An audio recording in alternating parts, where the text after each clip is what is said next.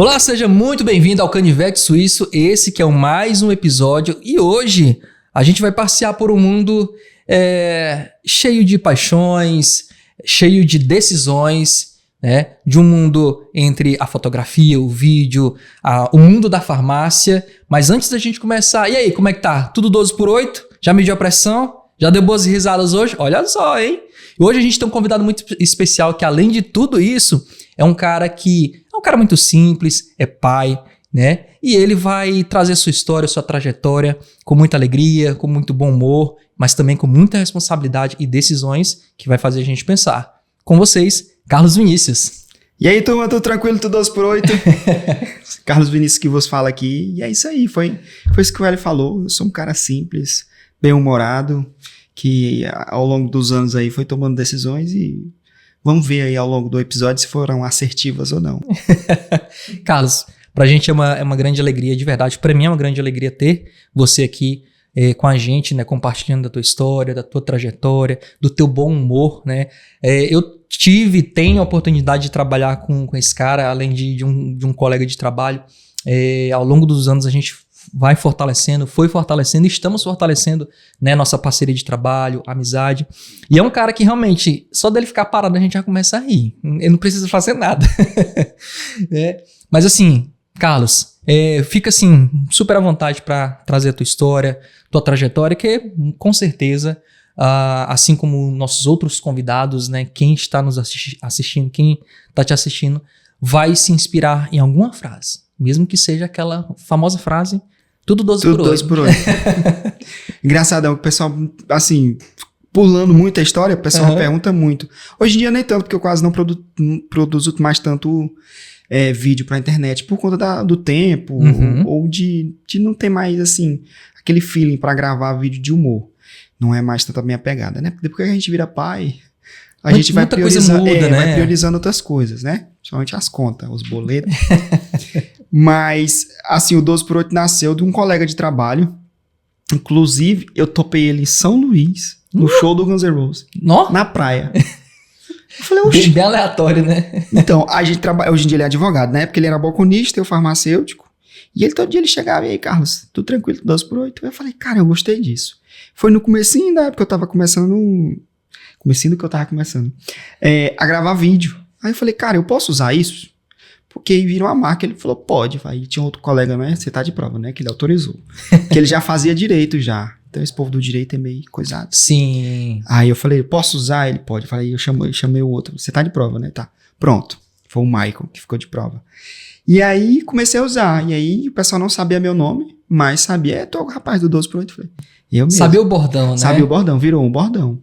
Hoje em dia, menos, mas ainda existe. Mas quem sabe um dia, né? Agora talvez a vida fica mais tranquila aí. Eu volto a gravar mais vídeo aí.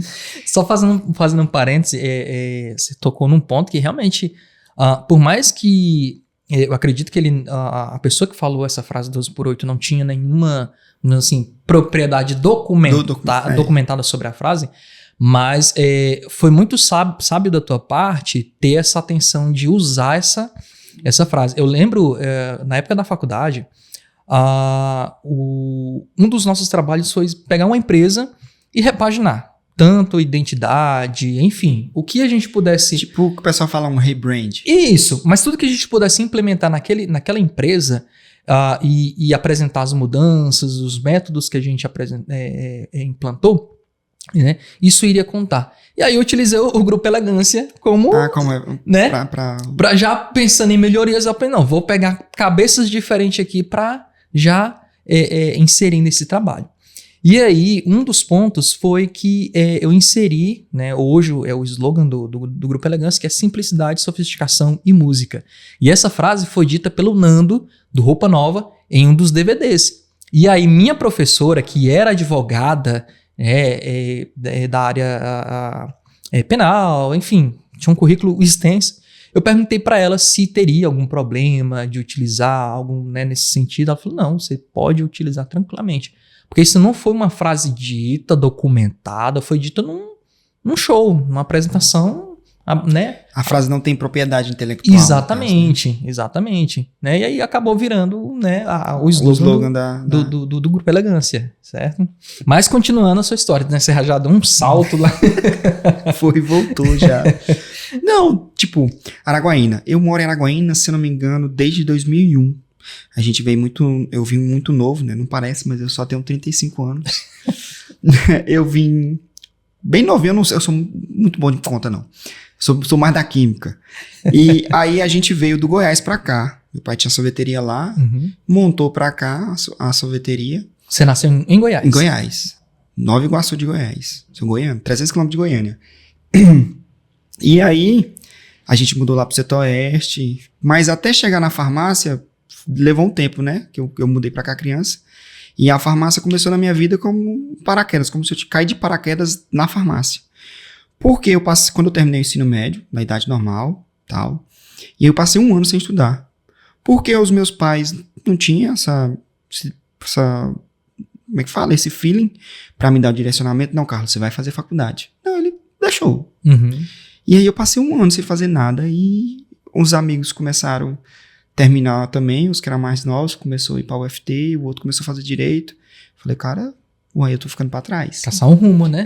Aí eu sempre fui muito bom assim com informática, mas não gosto de matemática. E aí tinha sistema de informação no ITEPAC.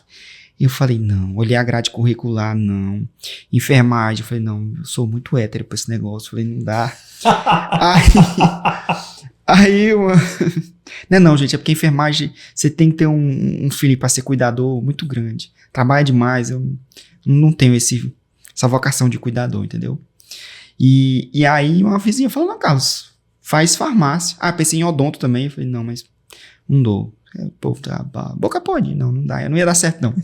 Aí ela falou, não, Carlos, por que tu não faz farmácia? Eu falei, é mesmo, né? Ela, olha, você vai passar o dia no balcão, ou sentado, ou dentro do escritório. Eu falei, gostei. Mas ela não me falou que eu ia estudar igual um condenado. Moça, aí eu olhei a grade curricular e eu não era tão bom de química. Eu formei no turno da noite, no ensino médio. E o ensino é muito fraquinho, porque geralmente o turno da noite, pelo menos na minha época, não sei hoje em dia, era pro pessoal que trabalhava, né? E não era assim o meu caso. Eu trabalhava na sorveteria do meu pai, mas eu trabalhava com meu pai. Eu não era CLT, tinha uma certa flexibilidade. E aí, ela falou, não, o cara fala tal. Eu olhei a grade e falei, rapaz, será que eu dou conta? A minha matemática, a minha química é tão ruim. E aí eu fui, entrei, procurei, primeiro dia, quem foi o primeiro lugar no vestibular. Que eu passei fácil. Farmácia, bastava escrever o nome, você passava. Aí chegou o primeiro lugar, não fez. Não tava estudando. Aí o segundo, eu falei, era a Samanta. Virei amigo da Samanta. O terceiro, a Ana Carolina. Virei amigo da Ana. E aí eu fui escorando no povo. Não foi escorando, eu fiz amizades assertivas. Por exemplo, a minha matemática era muito ruim. Samanta me deu aula particular. E aí foi. Tinha muita química. Fisicoquímica, química orgânica, orgânica e inorgânica. Não, nossa, meu Deus, tinha tanta coisa. Só na base da química e da física. Mas passamos. Formemos, igual diz o maranhense. Formei, nos 4 anos que me deram, 4 anos eu formei, porque eu morria de medo de ir pra faculdade, ficar em algum período, e o meu pai ter que arcar com isso, entendeu? Porque o meu pai trabalhava muito. Então, assim, o que eu penso, do momento que você depende de alguém, e aí você não faz por onde de alcançar o resultado, mesmo a pessoa ali se matando, eu acho que você tá falhando com aquela pessoa. Então, se você tá vendo o esforço do outro, você tem que esforçar ao máximo para chegar naquele esforço que a outra pessoa tá fazendo, para equiparar. Sim, né? Sim. Você não pode, a pessoa ali se matando e você ali, ó, parado, só olhando. Não, cara. Se o seu é igual no serviço, seu colega faz o serviço, se espelha nele, né? É igual referências no audiovisual. A gente pega várias referências. O próprio Hélio, eu falo pra ele, a referência, a gente fala sobre as nossas referências, né? Sim, sim. E é isso, você vê o esforço do outro, você copia o esforço do outro e chega lá, né? Eu cheguei, formei nos 4 anos, não fui o melhor aluno da turma, não era meu intuito também, o meu intuito era formar só nos 4 anos. E aí Deus foi muito bom, eu dei muita sorte na hora de arrumar emprego. porque eu tinha outras habilidades. Eu sempre fui muito comunicativo, vocês estão vendo, né? Tem uns 5 minutos que eu falo aí. E aí eu tinha feito uns estágios não remunerados, fiz amizades em outras farmácias. E a prima de uma da dona da farmácia que eu trabalhei me viu uma vez lá na vigilância sanitária desenrolando a documentação. E essa moça era gerente da Pague Menos. E aí eu trabalhei primeiro 4 meses na farmácia do trabalhador, já na rede grande, legal. E aí eu comecei a trabalhar. Eles, não, cara, você nem precisa vir todo dia. Eu falei, não, cara, eu estudei 4 anos pra trabalhar. 23 anos, eu tinha 22, não lembro. Eu falei, não, eu tô aqui pra trabalhar, tô novo, saudável. Não, bate cima, bate baixo, eu pedi pra sair. Aí essa moça que me viu na vigilância falou que tava precisando. Eu mandei mensagem, porque eu sabia que ela era farmacêutica, eu não sabia que ela era gerente. Ela falou, não, Carlos, que na minha loja tá precisando. E aí eu já tinha soltado currículo pra um monte de gente. Aí um fato interessante nessa entrevista. Marcaram a entrevista. Eu tinha falado com outro rapaz também. Deixei o currículo na Pague Menos da feirinha e na Pague Menos do centro. E aí, marcaram a entrevista. Uma só pessoa marcou, a Alessandra. Cheguei para fazer a entrevista, tava o outro gerente lá. Aí eles estavam com cada um com os currículos. Aí tinha 3 entrevistas no dia, 3. Lá naquele horário da tarde. 2 currículos era meu. Porque os 2 gostaram do meu currículo e da prévia lá, do que eles já tinham visto de mim. E aí, conversei e tal, e com 3 dias me deram retorno e comecei a trabalhar. E aí foi. Isso já em outra farmácia? Já na Pague Menos, em outra farmácia. Ah, sim. E aí foram 3, 4 anos lá, 3 anos e 4 meses, até eu sair. E aí, quando eu saí de lá, a gente pega o acerto, né? Quando você é desligado sem justa causa. E aí eu sempre gostei muito de fotografia. Eu viajava, quando eu era mais solteiro, o dinheiro sobrava, eu viajava mais. Eu achava muito bonito o pessoal com aquelas câmeras aqui penduradas aqui, ó, tirando foto. A gente, quando era mais novo, você dessa época também, você não é tão novinho. Aquelas máquinas Sony, Cybershotzinha. Sim, sim. Então meu pai teve, então eu sempre gostei. Não teve TechPix não, né? Não, tudo tem limite. Não, aí é loucura. E aí eu fui com dinheiro, eu comprei um tripé, tripé não, a câmera que veio com tripé. E aí comecei a fazer essas, como é que fala? Foto, ou ia pros locais, passeio e tal, tirava foto. Comecei a postar no Instagram, o Instagram tava iniciando ali. E aí o pessoal começou. Carlos, faz umas fotos minhas, eu vou fazer tantos anos, colega minha de serviço. Isso já em outra farmácia, na Extra Farma. Aí fiz, não cobrei. Aí foi aparecendo, fiz muito. E aí é uma dica que eu dou para quem quer começar. Primeira coisa, pesquisar. Hoje em dia, né? Pesquisa um equipamento. Qual equipamento começar? Vocês não estão vendo aqui, mas tem 3 Canon. Hoje, se a pessoa me perguntar, qual câmera, Carlos, de entrada? Uma Canon. Eu comprei uma Nikon, mas porque eu não tinha ninguém para me direcionar, não tinha tanto material na internet. Porque assim, só te cortando, Carlos. Porque realmente, quando a gente está iniciando e a gente não tem uma referência para buscar, se espelhar, principalmente a gente que começou lá atrás, a gente realmente, no ditado popular, a gente é mesmo, né, na tora. E aí, a gente comprava muito equipamento, e aí não agradava, tentava vender e comprava outro. Tentativa e erro. Eu sou do tempo daquelas câmeras de pôr no ombro, né? Que tinha o passador de fio. Eu fui o Cabo Man. Cabo Man, né? Era na época das mini DVs. Era uma fita, mas era uma fita digital. Já era moderno, Já era moderno. Então, assim, realmente a gente não tinha muita referência e era muita tentativa, muito erro, muita frustração, né? Até, de fato, você encontrar um equipamento que lhe agradasse e que atendessem, né? Não é só agradar a gente, né?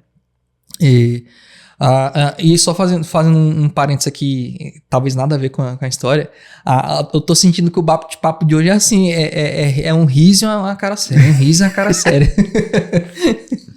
Mas vai dar certo.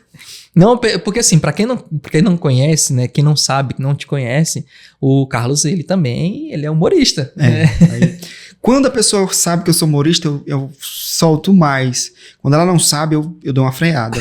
Porque senão eu falo besteira demais.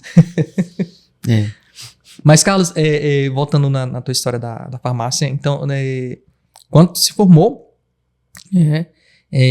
logo não teve assim um período longo de... Não, eu formei... Já formou e já foi isso, eu pro formei, mercado de trabalho, né? Isso, a minha colação de grau foi dia 27 de janeiro. Eu não lembro o ano, mas foi dia 27 de janeiro, um dia antes do meu aniversário.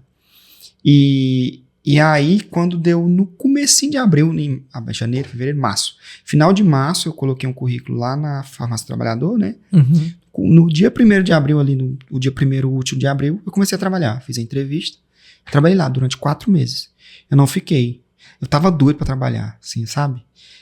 Mas, outra coisa, eu saí muito cru. Mesmo fazendo muito estágio não remunerado em outras farmácias, eu senti que eu saí meio despreparado. Entendi. Tinha medo do pessoal quando chegar, não, eu quero falar com o farmacêutico. Eu suava, igual uma cuscuzeira. E aí era outro ponto que alguém podia ter me direcionado, ou eu ter tido, né, esse start, de ter estudado ainda um pouquinho mais. Porque quando você se propõe fazer uma coisa, e você tem que se aprofundar e pesquisar. Como eu era muito novo, não tinha muito esse direcionamento, eu vou lá no dia a dia, eu aprendo com os meninos do balcão, ou com o gerente, que era tudo muito, muito experiente. Uhum. Mas nem todo mundo está disposto a te ajudar. Principalmente quando envolve vendas e comissão. Entendeu? E meu salário lá era o mais alto. E o pessoal não vai vender. O farmacêutico vender para quê? Ele já ganha bem. E então eu quase não vendia, então eu quase não aprendia. Foi quase que uma briga ali no balcão. Ou acompanhava os atendimentos deles, ou passava a comissão, para ir aprendendo. Mas tem um detalhe bem interessante e eu acredito que muita gente vai se identificar, não só na formação de farmacêutico, mas na faculdade como um todo. Realmente tem muita gente que termina uma graduação e sai realmente cru, sai despreparado. E de repente não é nem por questão de esforço pessoal, correto, mas porque não teve uma orientação adequada. Lógico que, tá? Isso são situações e situações. Não dá para generalizar. Exatamente. De repente, o colega que estudou contigo, o colega que estudou comigo, teve um esforço diferente, trilhou caminhos diferentes, né? Por mais que tenha estudado junto na mesma sala, recebeu a mesma orientação, educação, teve o mesmo professor. Mas são situações e situações, né?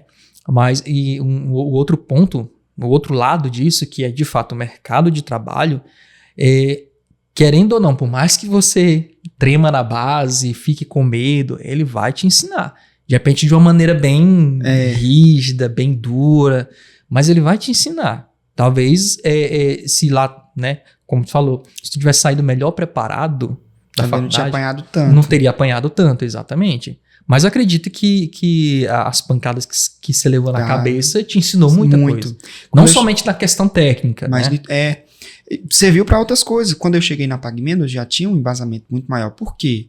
Chegava em casa, saía da FTB, chegava em casa, levava o receituário para casa, aí estudava as receitas do dia. Aí o cliente pediu esse. Para que serve esse? Como é que toma? Quantas vezes ao dia? Qual a posologia? E aí, com o tempo, deu 2, 3 meses, um pouquinho antes de sair, eu já estava, entre aspas, voando no balcão. Porque fica um pouco repetitivo. Quando você está na farmácia, os casos são muito parecidos, sai muito daquele mesmo medicamento. E os outros que não saem, aí outra coisa, peguei, baixei um Vadimeco online no computador, e aí o cliente chegava, eu falava que estava olhando o preço, eu olhava o remédio, aí já tinha, me dava tudo, e com o tempo... Eita! A pessoa não sabia. Aí na Pague Menos, não. Na Pague Menos eu ainda cheguei a instalar o Vadimeco, mas às vezes pros meninos também, e pra mim, ficava mais fácil. Posologia de alguma coisa pra não fazer nada errado, entendeu? Porque farmácia, se você, por exemplo, o médico chega, tem a receita, e a receita tá errada. Se o farmacêutico dispensa, o errado não é o médico. O errado é o farmacêutico que viu o erro, ou não viu, né? E mesmo assim dispensou. Então, juridicamente, o erro é do farmacêutico. E aí o pessoal ainda acha ruim, não, mas a receita do médico tá errada, não dá para dispensar, principalmente quando é um controlado. Um clonazepam de 2 miligramas. Lá tá escrito 3 miligramas, ou 1 miligrama que não existe, ou não tem a miligrama. Como é que eu vou dispensar? Fala, não, mas eu uso o de 2, ele não escreveu mais de 2. E se não for? Se a senhora estiver confundindo? Se ela toma, passa mal.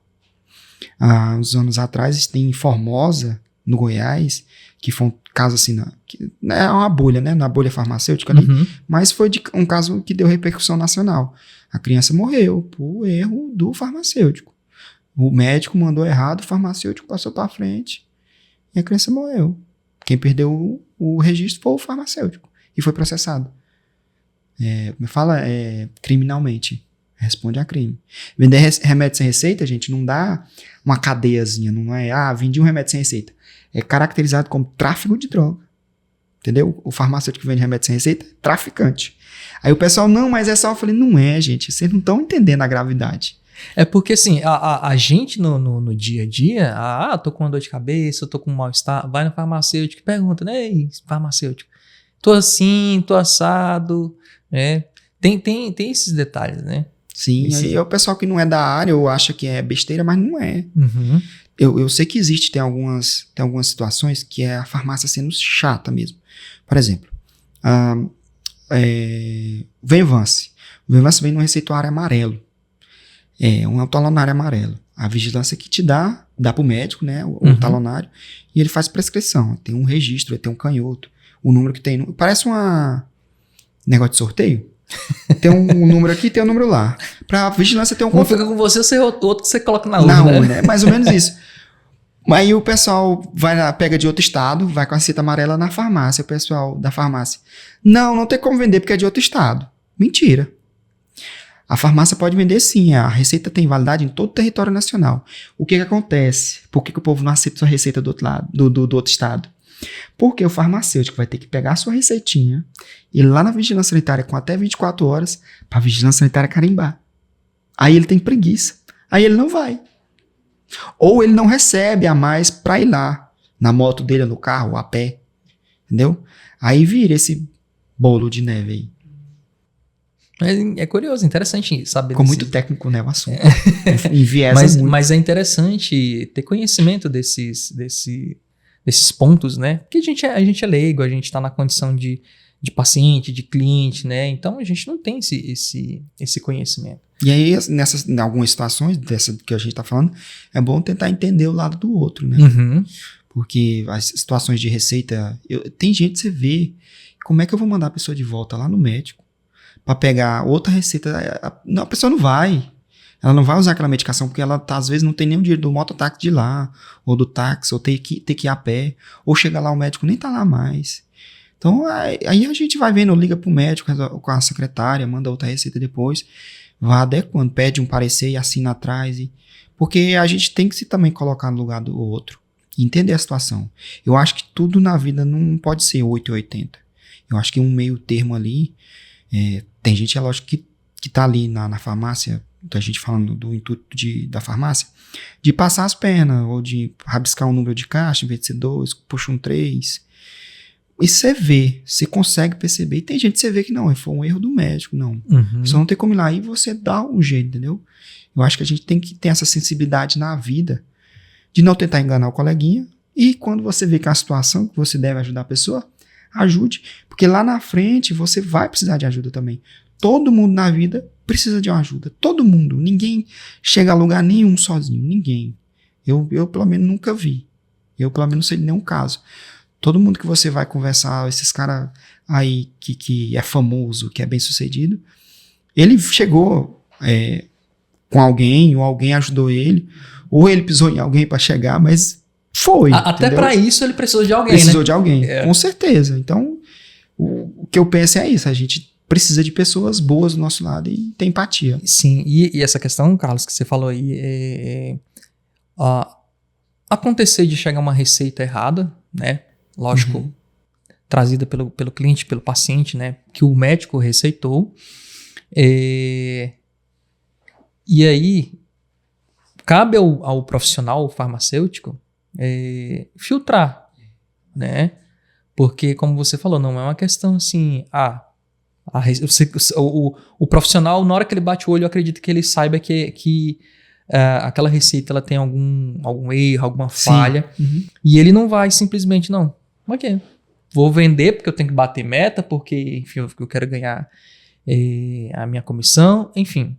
Acho que existe, acredito que existe o bom senso, a responsabilidade, né, como profissional até mesmo, e antes disso, como pessoa, né? Eu não sei se vocês têm um juramento igual Tem. Igual na medicina? Tem, lá na frente faz. Tem.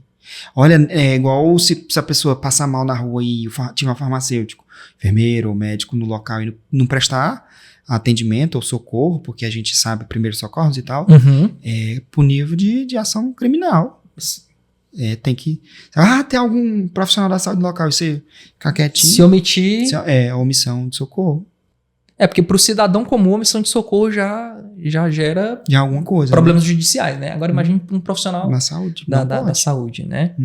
Para o médico é mais... né? Você consegue perceber mais porque é um médico. Mas para os outros profissionais da saúde também tem isso. Graças a Deus eu nunca precisei. Já presenciei assim, acidente, igual lá em frente à farmácia. Tinha um quebra-mola novo e o cara passou direto e não precisou fazer primeiros socorros e tal, mas quem ligou foi eu, quem passou as informações.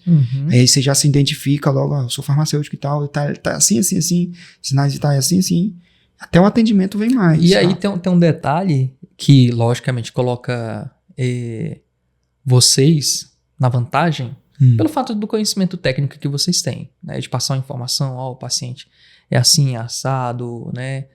Teve uma fratura assim, tá perdendo muito sangue, né? Lógico que uma pessoa comum pode fazer isso, mas vocês acredito que o profissional vai passar com mais técnico. Isso, né? O que com certeza ajuda bastante. Igual, a pessoa quebrou a perna direita. Quebrou a perna, qual? Perna direita, não.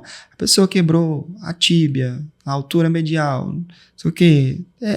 É diferente. É diferente. Sim. E levando para um outro lado que você tem, que é o lado do audiovisual, da fotografia, só pegando esse gancho, de ajudar, de se colocar no lugar do outro. Quando você falou, né? Quando começou na fotografia, comprou uma câmerazinha. Era uma Nikon D5300, eu tava até hoje. Não joga fora não, né? O bichinho tá lá. E você falou que no começo você fez muita foto de graça. De graça, sim. E é um começo que realmente a gente se propõe a fazer, e eu acredito que pra ti, como tu já expressou várias vezes, e muita gente vai saber ainda mais agora, que é uma paixão que tu tem, né? Começou como um hobby, uma paixão. Igual eu falei, eu sempre achei bonito. E aí foi. E aí, eu não sei se eu tinha esse olhar pra fotografia, aqueles ângulos, mas eu sempre gostei. E aí, a partir desses ensaios e desses serviços, eu fui treinando o olhar, e aí você vai ficando mais sensível a esse lado, né, do audiovisual, do olhar. Porque tem muito disso. Você chega no local, vamos gravar, vamos fazer foto. Onde? A primeira coisa que eu pergunto, onde? Eu faço o quê? Eu coloco a mão onde? Como é que é, Carlos? Eu não sei posar.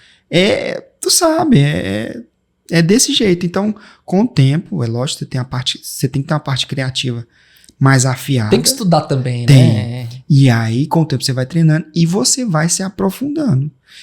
A fotografia e o vídeo muda muito. Com o tempo, ele vai... estilos, tipo de edições, cores, ela vai mudando. E se você não acompanhar, você vai ficando para trás. E as pessoas, por mais que elas não entendam de fotografia, elas sentem que a sua fotografia é diferente da outra, tanto pro bem quanto pro mal. Sim. Porque você vai ficar falando, tá parecendo cor de véio, isso aí. Vai dando essa cara. Eu já escutei isso de fotos do pessoal que tem empresa de formatura. Que a pessoa fala, não, mas fulano eu não gosto porque parece muito aquelas fotos antigas. A textura, a cor, o jeito de enquadrar. Até as poses. As poses. Aí eu falei, não, então vocês contratam outro, avalia, reúne a turma e vê. Sim. Né? Porque não tem como a gente não... no audiovisual, pelo menos, nas outras áreas, talvez, mas no audiovisual... não pode, primeiro, você fala mal do coleguinha, porque dá problema jurídico. E também é feio. Já pensou, você chega e você fala, foto de fulano, filho de fulano é feio. Não sei, eu prefiro me abster. Já escutei demais eu fiz foto com fulano e não gostei. Mas isso cabe a toda área, a todo profissional. Alguém já deve ter falado de mim, assim, eu fiz foto com o cara e não gostei. Porque assim, realmente, uma coisa é você ficar falando mal do colega de trabalho para se elevar. Isso. Correto? Agora, se o cliente fala, fiz um ensaio com o profissional A, não gostei muito, o atendimento não foi legal, e é como tu falou, ok. A opinião dela. Infelizmente você teve essa experiência, né? Ou agora o momento é outro. O que é que eu posso lhe oferecer de melhor? Meu trabalho é assim, meu trabalho é dessa forma, correto? Então, realmente, isso é bastante louvável, né? Você ter a sensatez, né? A maturidade de... Pra que eu vou falar mal do colega pra me elevar? Não tem porquê. Necessidade. Eu tenho que elevar meu trabalho com o meu trabalho, né? Com o meu trabalho. E aí existe aquela coisa, como você falou. Realmente, tem muita gente que para no tempo, né? Não investe nem em conhecimento, não investe nem em equipamento, porque existe talvez já deve ter visto essa discussão aí na internet que você pode fazer uma fotografia, um vídeo excelente com o seu celular, né? Equipamento não importa. Clica aqui embaixo, né? Equipamento. Não, gente. Não concordo. Não é totalmente, assim. Não é assim, não. Né? Porque, por exemplo, como o Carlos falou, aqui tem 3 câmeras, correto? São Canon. Eu já uso Canon há bastante tempo, então eu já consigo extrair o máximo que uma Canon pode me entregar. Logicamente, eu tenho a plena consciência que, por exemplo, a Sony, que tu usa uma Sony, tem né? A Sony, que a Sony que o Carlos usa é muito superior a uma Canon, né? Não é inveja, viu? Mas eu tenho uma plena consciência disso. Aí aquela coisa, para eu migrar de uma Canon, que eu já trabalho há bastante tempo, para uma Sony, eu teria que estudar para poder usar aquele equipamento. Não é simplesmente... Fora que assim, tu tem várias lentes. Isso. Se você comprar uma Sony, você tem que trocar todas as lentes. Exatamente. Eu passei por isso. Eu comprei a primeira foi Nikon. Aí agora, eu tenho um monte de lente. Eu tenho uma 100mm, eu tenho uma 35, a do kit que é 1855, não uso. Mas tenho, aí tem uma 50. Falei, eu vou ter que comprar um monte de lente de novo. Aí eu comprei outra Nikon melhor, porque eu já tinha todas as lentes. E ao passar do tempo, você vai entendendo, eu já fui comprando as lentes para full frame. E full frame. Sim. Ela ficava cropada na outra, mas eu falei, um dia eu vou comprar full frame. E aí foi. Até nisso, quando você começa, você tem que ir pensando. Igual eu falei, eu teria comprado Canon. Hoje em dia, talvez teria até mais lentes, porque até para achar equipamento é mais fácil. Sim. Né? Exatamente. Mas, igual eu falei, não tinha um direcionamento, mas também tá dando certo. Quem sabe um dia nós não troca por uma R6 aí. E assim, existe para muita gente que trabalha no audiovisual, na fotografia, começa pela paixão, né? Por gostar, por se interessar. Naquele momento não pensa nem em dinheiro. Vou fotografar para ganhar dinheiro. É porque realmente acha bacana, acha bonito, né? Como você falou, achava bonito. Eu achava bonito demais. Os fotógrafos, né, com a câmera aqui, tirando foto de turista, né? Em passeio. Só que aí tem um detalhe que muita gente tem que ter pé no chão, porque é um mercado muito caro. É um mercado muito caro. Por mais que você esteja começando, é um mercado que realmente requer, né, um investimento inicial. Sim, os equipamentos de entrada já tem um valor elevado, já tem um valor legal para você gastar. E aí, principalmente quando você está começando, as pessoas não te valorizam tanto. Primeiro que você não vai ter tanto portfólio. E aí tem trocentos na cidade. E aí a pessoa não. Quando ela te procura, no início a pessoa vai te procurar pelo valor. Geralmente. É pelo valor. E aí ela tá atrás de valor. E às vezes nem de qualidade. Às vezes você entrega qualidade, mas a pessoa tá procurando valor. E preço. Não é nem valor, é preço. E aí ela fecha com outro que faz mais barato. Isso tem. Aí a outra coisa que eu falo. Preço e valor. Preço. Tem uns colegas no grupo lá do audiovisual que fica, não, mas cobrando barato demais, estraga, prostitui a profissão.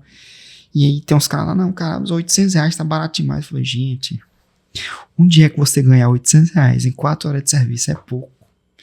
Talvez pra ele, mas pro coleguinha talvez não. É muito, né? pelo que ele entrega, às vezes R$800, 600. É isso, e ele cobra isso, ele acha que vale isso. Deixa o cara cobrar isso.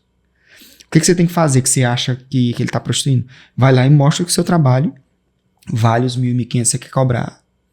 E conquista o cliente. Não fica colocando a culpa que você não tá fechando o seu orçamento no coleguinha não, que cobra mais barato.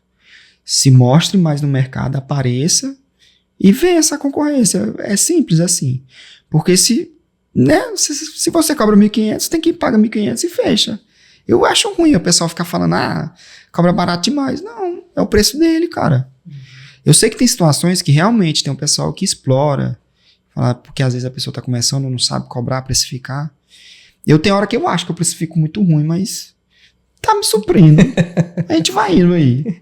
Mas, Carlos, e para todo mundo que tá assistindo, tem uma coisa que é um detalhe que sempre pega a gente, independente do mercado, independente da área de atuação, que é justamente ficar falando, justificando você fechar ou não o negócio com o cliente com base no que o outro colega está cobrando. Uhum. Eu lembro de não tem a ver com a fotografia, mas eu lembro de uma situação que eu tava, acho que eu estava procurando algum material para gravação de um vídeo, comercial, alguma coisa, e aí eu fui numa loja, não vou citar o nome, lógico, mas eu fui numa loja e aí eu procurei para atendente se tinha, acho que era uma caneca, eu não lembro, acho que era uma caneca.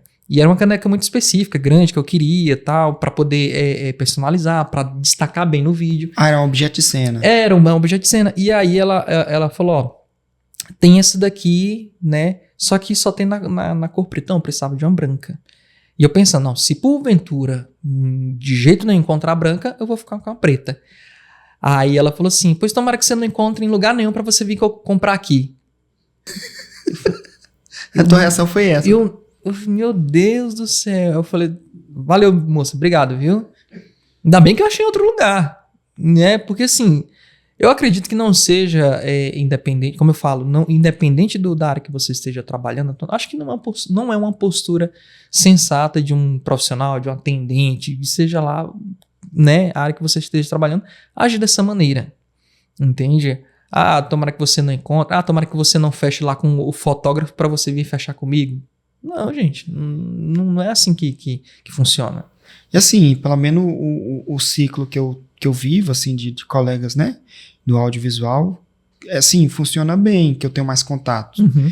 Esses que eu vejo lá aqui, que fala lá no grupo, eu não tenho tanto contato assim. Mas do meu ciclo de convivência, a gente indica um pro outro. Eu tenho uma colega, a Paula, assim, quando eu saí do CLT, ano retrasado, e aí a Paula, ela é formada em logística. E ela trabalha na área dela. Paula Fraga? E ela é fotógrafa e trabalha na área dela no meio de semana. Ela faz os atendimentos dela à noite, ou senão, finais de semana. E aí, todo atendimento que ela não podia ir, ela me indicava. E eu tenho certeza que o anjo que... Foi ela, eu acho. Da minha saída do CLT para ir para fotografia, só fotografia. E com a farmácia também. Eu saí do CLT, mas eu abri um PJ. Eu abri uma farmácia e fiquei focando na farmácia e na fotografia. E aí, nesse período de farmácia e fotografia, sem ser CLT, a Paula sempre me falava, não, Carlos, tô te indicando para isso e isso. E aí, nesse de indicar, era tipo 3, 4 eventos no mês. E aí o Instagram começou a fazer assim, ó, de 600 seguidores foi para 800, 1.000, 1.200, porque o volume de edição tava muito, e tinha trabalho para postar, e eu fui aparecendo, os resultados, graças a Deus, foram satisfatórios, e aí, foi assim, eu devo muito essa meia que virada à Paula, eu tenho consciência dessa virada. Foi tua mão amiga, né? Foi. Teve outras pessoas, assim, lógico, o próprio Hélio mesmo, a gente começou a gravar, sim, na Revemar, porque eu comecei a ter mais tempo. Carlos, pode de manhã? Posso? De tarde? Posso? Eu tinha mais tempo, então eu comecei a aparecer mais. E aí o Hélio indicava para fazer vídeo e foto também, e aí eu comecei a fazer foto de esporte e foi indo. E aí aquela máxima, se você não aparece, você não vende. Quanto mais você mais aparece, mais você vende. Eu não sei se eu concordo, mas tem um pessoal do audiovisual aí que é grande e fala assim, você não precisa ser bom, você precisa parecer bom. Eu não sei se eu concordo tanto, Porque o cliente vai saber se você é bom ou não. Mas você no Instagram, nas redes sociais, mostrar o seu trabalho, um trabalho bom, de uma forma assertiva, vende. Instagram, hoje em dia, é lógico, boca a boca ainda, aqui em Araguaína ainda vende muito, porque é uma cidade interiorana. Que tem, né? Mas o Instagram vende também. Vende. Você tem que cuidar dele. E ainda é curioso, tem um detalhe, que eu tive a experiência de ouvir isso, ele é dono da Gráfica Imagem, né? Hoje está aqui pertinho de casa, do São João, né? Um grande abraço pro Assis. E eu ouvi uma coisa dele bem interessante. E isso me fez refletir. Ele me chamava de Elin. Elin, no dia que tu fizer um cartão, tu não precisa ser o melhorzão não, mas tu faz um cartão de visita bonito. Porque qualquer lugar que tiver um cartão de visita do lado do outro, as pessoas vão pegar o mais bonito. A pessoa ela vai agir de maneira inconsciente.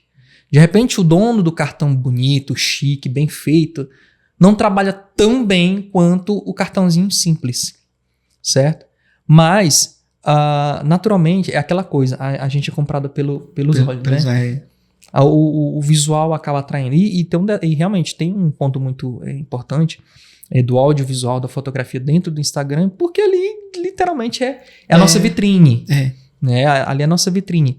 E aí, o audiovisual, nada melhor para vender do que ter uma vitrine bonita, bem feita, bem apresentada. Né? Lógico que o boca a boca, eu fiz trabalho com o Carlos, ele atendeu super bem, gostei demais das fotos, super prestativo. Pode ir lá, fala com ele. Né? Eu acredito que você também vai ter um ótimo resultado com o trabalho dele. O boca a boca... Porque assim, igual você está falando da questão de bonito, fotografia. A fotografia em si, o vídeo nem tanto, mas a fotografia.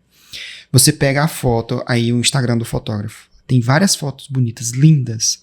Aí tem lá, cada ensaio que ele faz, ou casamento, ou evento, tem lá 3, 4, 5 fotos da noiva linda, ou do noivo bonito, do 15 anos lindo, da debutante.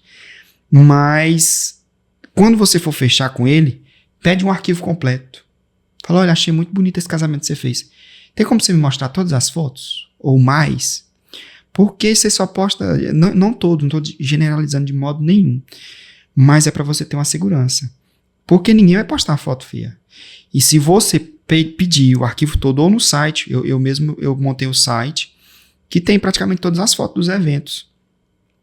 Por quê? Para a pessoa ver, não só a noiva lá no making off dela, mas também ela na igreja, ou dos convidados, ou da entrada, porque você sabe, a entrada dos noivos, dos padrinhos, é uma loucura. E aí flash dispara e o videomaker entra na frente do fotógrafo.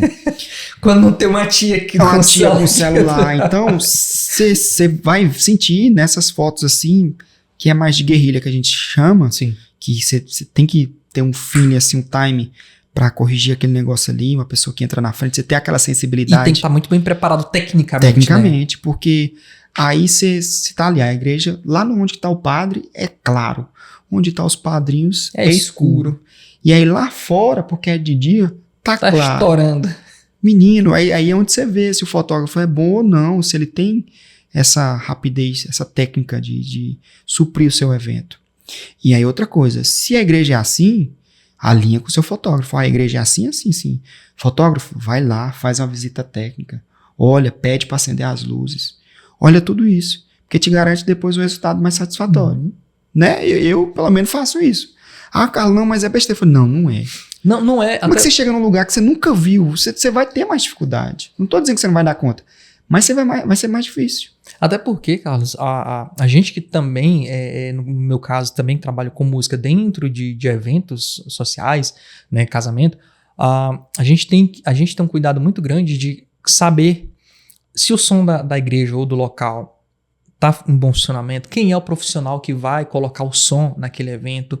A gente liga a linha, nós somos tantas pessoas na equipe, serão 2 vozes, um violão, um teclado, um sax.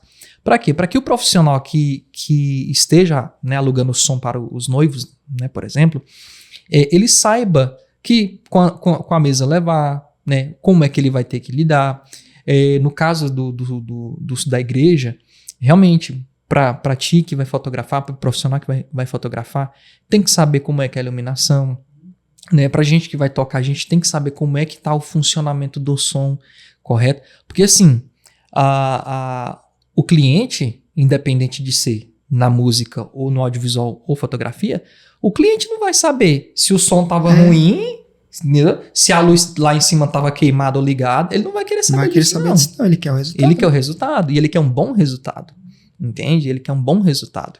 Então, eu também concordo contigo, fazer esse reconhecimento antes de fato, prestar o serviço. Isso realmente faz diferença no atendimento. Faz. Né? Eu tenho um amigo, o Biá, lá do Rancho do Biá. Alô, Biá! Chama nós. Ele faz churrasco, para aqueles churrascos, né, para grandes eventos e tal. Ele vai lá e olha o local, para ele saber o que ele pode levar, o que tanto que tem que levar, onde é que ele vai ficar, se aquele lugar que ele achou legal não vai colocar outra coisa lá, se outra estrutura. Porque aí ele chega lá, tá todo mundo com o local definido e ele vai ficar onde? Onde é que ele coloca o churrasco dele? Você tem que fazer isso. Ou se não, se você não consegue, é em outra cidade, igual acontece comigo. Falei, gente, faz um vídeo, manda uma foto, eu preciso ver o local antes de ir. Não tem como eu chegar lá, essa é a igreja, esse é o clube. Não tem como, eu fico doidinho da cabeça. E aí tem cerimonial, ou a noiva, o noivo, que às vezes não manda ou demora, e você tem que cobrar. Porque ela tem 1000 coisas para fazer. Tem gente que lembra do fotógrafo, é o último, na semana, eu vou casar semana que vem. Aí que a pessoa lembra. Do vídeo, então. Não, agora, mas isso aí, eu tenho que compartilhar dessa, vamos dizer assim, vamos chamar de dor, dessa dor, tá? Porque assim, infelizmente, ainda a gente tem esse comportamento por parte do contratante, do cliente, de deixar alguns profissionais por último, certo? E querendo ou não, isso demonstra uma falta de importância, né? Isso. E aí acontece como, por exemplo, já aconteceu várias vezes com a gente, de chegarem, olha, os noivos já gastaram com decoração, com tudo, e é que a gente queria ver com você o que dá pra fazer pra tocar no casamento. Aí eu, tá, beleza. Quanto que você tem pra investir? Porque assim, a gente trabalha com pacotes, né? Uma coisa bem... vai escalonando, né? Bem comum, que todo mundo já sabe como é que mais ou menos funciona. Sim, quanto que você tem pra investir? Não, a gente tem tanto. Beleza. É voz e violão. Ah, não, mas a noiva queria o trompete, queria sax, queria teclado, queria a orquestra do Sinfônica do Ceará. Pois é voz e violão, né? Então, assim, isso acaba se tornando uma coisa cultural, essa coisa de deixar tudo para a última hora, né? É brasileiro, né? A coisa de deixar sempre para a última hora. E chega um ponto, por mais que, não sei se isso para ti já aconteceu, mas pelas experiências que eu já tive, chega um ponto que você pensa, não vale a pena nem gastar energia. Não, muito obrigado, eu não posso lhe atender, né? Tem aqui um colega que de repente possa lhe atender nessa urgência, porque realmente chega um ponto que não dá, né? Como teve situações que mesmo já pontuou ali, a gente já tem oportunidade de trabalhar junto, já pontuou em situações em que quiseram te contratar, né, por um valor muito abaixo do mercado. Ele falou para o cliente, né? Não dá nem para tirar o carro da garagem. Não, falei, não. Não, e assim, é porque a gente não expõe, porque eu acho meio feio o profissional, não tem porquê, né? Não tem necessidade, mas você vê que a pessoa do poder aquisitivo legal. Eu falei, gente, mas pra quê, gente? É aquele meme, né? Meio desvalorizando, você se sente desvalorizado. O fotógrafo chegando na casa do cliente que pediu desconto. Rapaz, eu passei uma dessa ano passado. Mas eu vou contar. A cliente me mandou mensagem. Vamos, Carlos, me indicaram. Aí eu falei, não, ela é 15 anos, Carlos. Palavras dela. É um jantar intimista para 20 pessoas. Só ela e as amiguinhas dela. É 15 anos. Eu, tá bom, passei o orçamento para ela. Intimista, não, tranquilo, ali 2 horinhas. Aí eu cheguei lá. Aí eu falei, rapaz, eu acho que eu vou levar um ajudante. Porque... não sei, era foto e vídeo. Ela bateu, virou, fechou foto e vídeo. Pra 2 horinhas. Falei, não vou dar conta de fazer esse trem só não, mesmo sendo pouquinha coisa lá. Vou levar o Alisson. Levei o Alisson. Eu cheguei na casa do povo. Tinha 6 mesas. Cada um com um arranjo de flor em cima, daquela mesa que se gira assim, ó. A parte do centro de mesa. A mesa do bolo tinha flor, mais do que o casamento do Whindersson. Menina, era flor, aqueles jarrão cheio d'água, com aquelas flores grandona. A geladeira cheia de Red Bull e uísque. Aí eu olhei lá, porque a casa era na beira do lago aqui de Araguaína. Casa, mano. Quando eu olhei lá porque descia aqui, ó. Aí lá embaixo tinha aqueles pisos espelhados, aqueles pisos cheios de estrela. Sei. E um ground, que é os ferros. E uma pista de dança. Ia ter música ao vivo. Ah, vocês não estão entendendo não, gente.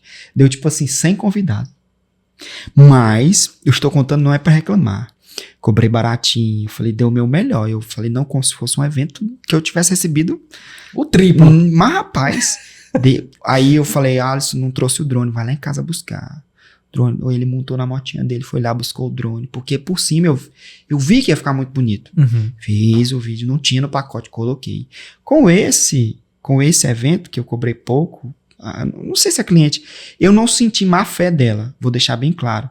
É porque para a realidade financeira dela, era realmente intimista. Uhum. E aí escalonou, que ela contratou uma cerimonialista e escalonou. Como ela tem muito dinheiro, ela não viu que ia ficar daquele tamanho. Ela chegou lá, ela teve uma surpresa parecida com a minha.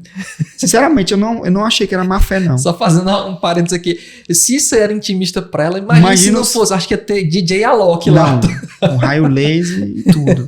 E aí, com esse 15 anos, eu vim de vários outros 15 anos. Aí, ó, pra você ver, né? É aquela coisa, né? Você extrair uma oportunidade de um momento que não foi tão positivo, né? Fazer do limão a limonada, né? Que o pessoal fala. Sim. E foi bom, porque tava tudo muito bonito. Eu falei, não, aqui eu tenho que fazer um material que fazer vai o ser... seu nome, né? né? E aí ela já me indicou, a mãe da menina fazia um curso, né? E aí ela já me indicou pra turma dela. Já fiz vários outros serviços. A cerimonialista do evento me chamou para outros. Então, não foi de maneira nenhuma um prejuízo. Eu poderia muito bem chegar nela e reclamar e ficar mal-humorado. Não. Atendi ela com a maior simpatia do mundo. Quem vê eu nos eventos, cobrindo evento, sabe que eu sou a pessoa mais feliz do mundo cobrindo um evento. Eu não tenho hora ruim. Passou do horário, tem nada não, vamos. Carlos, tem que fotografar. Vamos, eu tô aqui pra isso, eu tô aqui pra fotografar. Não tem. Você não vai ver eu de bico num evento. Eu não tenho. Eu acordo de manhã e, não, hoje tem um evento. Não reclamo de jeito nenhum. Eu vou feliz e sorrindo. O Hélio disse que talvez tinha um negócio pra nós viajar, que nós ia pra 4 cidades. Ele, não, cara, mas tem que viajar de carro. Eu falei, não tem nada não, nós vamos. Daqui pra Manaus. Não, tem que usar o barco. Eu falei, não, nós vamos. Cara, bicho é bom demais, fazer o que você gosta, não é aquele... Não é, como é que fala, não é hipocrisia, não é sendo piegas, não. Que realmente eu gosto. É lógico que a gente tem a parte financeira que tem que dar o retorno, tem que dar, né? Sim. Porque você tem que ter suas contas pra pagar e filho pra sustentar. Tem que ter responsabilidade, né, pra isso. Mas é bom, eu gosto. É tanto que já essas oportunidades, a gente até diminui às vezes o preço ali pra ter a oportunidade de fazer aquele momento. Porque você sabe que vai ser legal, vai ser diferente. Cada registro é diferente, cada evento é diferente. Uhum. Tem ali os protocolos, mas as pessoas são diferentes. Até na hora de contratar o fotógrafo, você tem que ver isso. Você vê a foto dele, mas e lá no evento? Como é que ele é? Ele vai ser legal? Ele vai tratar os seus convidados bem? Ele é simpático? Ele não é? Entendeu? Tem que saber essa entrega. Você perguntar para as outras pessoas se ele não é aquele fotógrafo estrela. Não, eu não faço isso, eu não faço aquilo. Porque tem bastante. Tem bastante. Tem muito fotógrafo estrela aí. E tem uns que são estourados aí, são os caras mais legais do mundo também. Eu conheço alguns aí. Carlos, é bacana de ver esse comportamento, porque assim, eu digo por experiência própria de trabalhar contigo, e eu estou falando isso aqui não é pra puxar saco, nem baixo lá, nem nada não. Mas realmente é uma pessoa que tá sempre de bom humor, né? Por mais que ele chegue ali com o olho vermelho, acabou de acordar, eu falei, tava dormindo, não era, Carlos? Ele, tava dormindo. Não, joga uma água ali no rosto, toma um café, vamos... Aquece a voz. Aquece a voz, porque é importante, né? Mas tem um detalhe que, assim, esse bom humor, né, é teu. Né? Sim, é teu. E aí, esse teu bom humor, essa essência tua, tu levou pro lado da comédia, no teu trabalho ou foi assim, foi também uma coisa que tu caiu de paraquedas? Cara, a comédia foi o seguinte, cara. Quando foi? Foi na Extra Farma. Eu tava na Extra Farma ainda. E aí, antes do 12x8, antes de ser. Eu sempre gostei de assistir o Whindersson. Uhum. E aí tinha também o seu Zé. Eu não lembro o nome agora, porque ele parou de fazer vídeo. Ele era do Goiás. Hoje em dia ele mora no Paraguai e faz medicina. Que aleatório. Não, e é muito mais. E a mulher dele processou ele, a polícia queria prender ele. Enfim, esse cara que era a minha referência. Mas na época... Não, assim, ele começou, esse cara fazia vídeo. Uhum. E aí eu pensei. E aí eu vi o Whindersson. Eu falei, não, eu acho legal, mas desse jeito aí eu não dou conta, não. Aí desse outro cara, eu falei, isso aí eu dou conta de fazer. Aí eu já tava com a câmera já, que eu já tava na outra farmácia e ela grava vídeo melhor do que celular, né? O celular na época não era tão bom agora. Acho que era a época do iPhone 7. Daria pra gravar, colocava iluminação, daria. Uhum. Mas eu queria usar a câmera. Sim. E aí eu falei, cara, e se eu usar a câmera pra gravar vídeo? O Instagram tava começando ali. E aí uma amiga minha chegou, chovendo hoje. Você vai escutar só as panelas nas casas chiando, fazendo sopa. E aí ela fez o barulhinho. Shhh. Aí dessa frase, eu fiz um texto de 1 minuto. Aí eu fui chaveando, fui expandindo. E aí, desse assunto da sopa, nasceu um vídeo, que é o meu primeiro vídeo. E aí, eu gravei, mandei pro amigo meu, que é o Jeff, que ele mais metido na comédia na época. Mandei pra minha namorada na época. E ela, não, tá bom, só tá um pouco lento. E ele falou quase a mesma coisa, ele falta um pouco de time. Uhum. E aí, o que eu faço? Eu falei, rapaz, será que eu regravo? Eu falei, não, eu vou postar desse jeito. Porque disseram que tava bom. Aí tá lá. Ele, aqui em Araguaína, quando chove, todo mundo faz. Aí eu comecei, entendeu? Bem devagar aqui, ó, olhando pra câmera.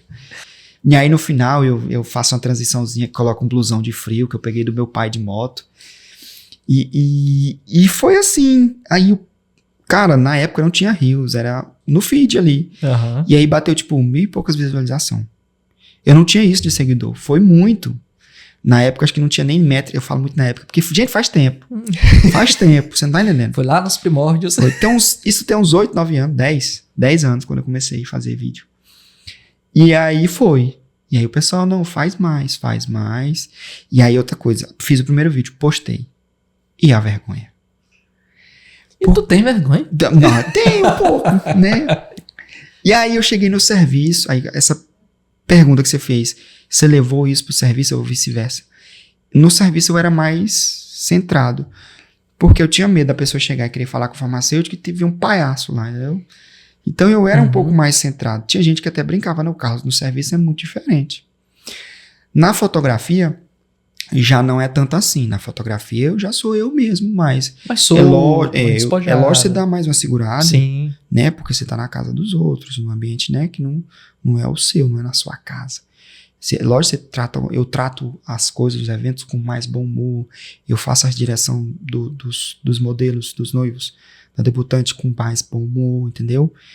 Mas eu ainda dou uma segurada, porque não tem necessidade. Não é um stand-up que você vai fazer. Não é, então é uma coisa, é um atendimento humorado, bem humorado. Sim, leve, né? Não é igual você falou, não é um show de stand-up, mas, e eu acho que isso já é um dos diferencial que eu tenho, porque isso vende, as pessoas indicam, não, ele é muito legal, pode levar, sorriu o ensaio inteiro, o evento inteiro, pode levar, as fotos ficaram ótimas, sorrisos espontâneos, é um diferencial. Enfim, e aí foi, eu vi que o pessoal na farmácia elogiou e tal, o ciclo de amigos, não, cara, ficou muito bom e tal, pedi opinião, fui mandando, e aí fui tentando fazer um por semana, fui fazendo, aí foi o outro, que em Araguaína todo mundo conhece todo mundo. E aí eu fui, aí Tapaué, que aí a minha sogra tinha muita Tapaué. E aí aí Cavalgada, Pecuária, Dia das Mães. Foi pegando os assuntos do momento. Fui fazendo, fui melhorando na parte do audiovisual. E aí, essa parte de gravar pra mim, me ajudou muito na hora de gravar pros outros. Sim. De direcionar, ou se não de própria configuração de equipamento, extrair o melhor do equipamento. Porque ela era feita pra foto. Ela fazia vídeo, mas o da máquina era pra fazer foto. E é tanto que pra fazer vídeo, eu comecei a fazer vídeo mais a Vera quando eu comprei a Sony, né? E foi assim a questão do humor. Aí o que aconteceu? Escalou tanto a questão do vídeo que o pessoal, não, Carlos, um por semana, e eu tava pra enlouquecer. E aí começou a aparecer propaganda pra gravar, fazia de pizzaria, de açaiteria. Porque o Hélio não vou ser modesto agora, eu falo muito bem com a câmera. Não é, Hélio? Eu gravo muito bem, eu não vou ser modesto, não, eu sou bom. O Hélio fala, não, Carlos, você vai fazer assim, assim, eu faço assim, assim. Não, Carlos, o tom de voz não é esse, é esse. Eu vou lá e faço, entendeu? E aí eu fui indo. É lógico que depois do Hélio eu melhorei muito. É sério. Não é porque eu tô na frente dele, não. Fiz várias propagandas e foi. Mas aí quando eu subi de cargo no meu emprego e o meu filho nasceu e eu casei, aí não teve como. Aí não tinha como fazer um vídeo por semana. Ainda as coisas mudaram. Mudaram. Né? Aí você preocupação, e aí a mulher grávida, aí mexer com casa, e a sua cabeça muda um pouco. E aí não é que você desiste de uma coisa, você tem que escolher no que você tem que focar. E aí o que eu precisava naquele momento? Ficar famoso ou focar no meu trabalho e ganhar dinheiro para sustentar minha família? Precisava trabalhar e sustentar minha família. O humor não ia me dar dinheiro, não ia me dar a renda que eu precisava naquele momento. Ou rápida. Talvez, se eu tivesse investido, talvez. Se eu tivesse saído de Araguaína, talvez. Muitos talvez. Mas eu era farmacêutico de formação. Eu tinha subido de cargo. Assumi a gerência de uma loja. E aí eu foquei nisso. O salário melhorou e aí fazia ainda os vídeos mais esporádicos. E aí foi diminuindo e até que eu parei de fazer. Porque primeiro a cabeça não dava conta e também que não tinha retorno financeiro. Aí o que aconteceu? Um colega, que hoje em dia é amigo, seguia e tal, mandou mensagem, Carlos, aí não faz show de stand-up não em Araguaína? Eu falei, não, cara, não tem nenhum lugar. Tem de vez em quando uns shows aí, mas de artista grande que vem de fora. E ele, cara, e se a gente fizer uma noite aí de stand-up, uma por semana, uma a cada 15 dias? Aí eu falei, não sei, cara. Aí foi ficando mais tranquilo as coisas, o neném foi crescendo com 2, 3 anos. Eu falei, talvez dá. Isso eu já tinha tempo que eu tinha parado de fazer os vídeos. E aí fazia, mas bem esporádico mesmo. Aí eu fui lá no Antigo Sabonete. Aí eu conversei com o dono. E ele falou, não, se ele me dava uma noite lá pra fazer o stand-up. E aí ver como é que monetizava isso, a gente fez muitas noites de graça lá. A gente até pagava até o que consumia. Teve gente assim que gostou tanto do show que pagou a nossa comanda, mas... Pelo menos isso, né? Mas a gente não ganhava dinheiro. E aí a gente fez várias noites lá no Antigo Sabonete. Muitos shows legais. E a escrita ficou mais afiada, fazia muito texto. E aí Araguaína, como é pequeno, o pessoal ia, voltava e era o mesmo texto, reclamava. Mas no stand-up, o humorista faz 1 ano, 2, 3 anos o mesmo texto. Um dia ou outro, uma noite ou outra que acontece alguma coisa no Brasil... num término ali de relacionamento da Virgínia, que ele coloca ali no meio, entendeu? No vídeo da semana ou no show da semana. Mas é coisa pouca, mas o esqueleto do texto não muda. E eu falei, rapaz, isso aqui tá dando trabalho demais. E aí, conciliar com a farmácia, e saía louco da farmácia, chegava em casa, tomar banho e voltava, e montar o som, às vezes iluminação, porque gravava. E tem a parte psicológica, né? Sim. Tipo, eu imagino que pese bastante. Bastante, porque você tem que assistir, você tem que ficar um pouco mais na internet pra ver o que tá acontecendo. Pra escrever o texto e não ficou bom, escrever de novo. Mulher, menino, casa, serviço. E assim, farmácia, a farmácia ela é feita pra vender, gente. Não tem como romantizar, ela é feita pra dar lucro. A farmácia ganha no volume, ela tem que vender muito para ganhar dinheiro. E eu trabalhava em rede, então eu tinha que bater meta e para ganhar como é que fala? Comissão e ganhar as gratificações e não ser demitido. Porque na farmácia, se você, principalmente na de rede, se você não entrega resultado, o jacaré te come. É um fato, não tem como falar de outro jeito. Se você não dá resultado... É um mundo comercial bem ela é pé no chão, né? A farmácia respira comercial. Bem pé no chão. É tanto que é uma farmácia ou outra que você vê fazendo propagandinha bonitinha. Não, a farmácia é varejo. Ah, de pirona R$1,99, de paracetamol R$2,99, Monjaro R$50. É isso, a farmácia é feita para vender. A indústria farmacêutica, ela se reinventa para vender. Se ela coloca, aí ela vai aferir a pressão, ela vai fazer o teste de glicemia, ela tem um cunho comercial. Ela tem algum intuito comercial.